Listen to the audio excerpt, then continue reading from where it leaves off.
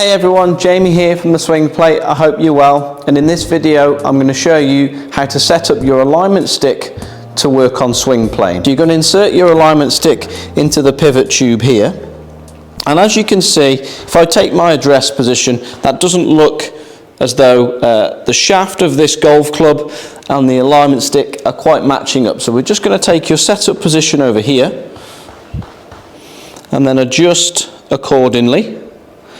Now you can see they are fairly parallel to one another. So now when I take my setup position over here, they're matching each other, and I can go ahead and work on a functional swing plane there. We do advise using some pool noodles or some foam tubing, but it's not a necessity, but just good for avoiding any potential scratches on the club. So you might wonder, well, what angle do we set it to if we're using a different club?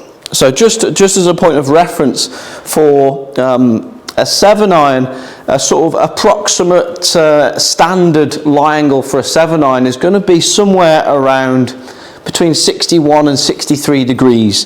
For me, my setup there, that is pretty much about 61 degrees there. That's because of the way my clubs are set up and I stand to the golf ball. So if you're a little bit shorter or you're a little bit taller than me, that might change a little bit. So just make a note of that. And we have got a PDF chart for that as well, so look out for that. So here's my 4-iron. Because of the length of club, I'm now stood further away from the golf ball. You'll notice that the shaft is looking a little bit lower and a little bit different to that of the alignment stick there that was set for a 7-iron. The 7-iron was a little bit higher like that. So I'm now going to take my setup over here, and I can even tell the grip is much lower than this alignment stick here, so we're just going to lower it. There we go, that looks a little bit better, and we can make a note of that. It will have only dropped 2-3 degrees maximum there, so that's going to be around 59-60 degrees now for that 4-iron. So now I'll get my pitching wedge. Again, you'll see I'm stood closer to the golf ball, and as a result, the shaft of the pitching wedge is not parallel to the alignment cane there. So you guessed it, we're back here. Just need to make a slight adjustment. There we go, let's see how that is. As I've overdone it a little bit, we'll just drop it back down slightly, and there we go.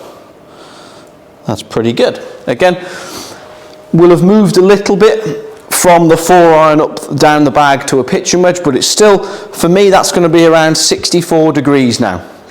So from the top end of your iron set to the bottom set, you're only going to have around a 5 or 6 degree change. Okay?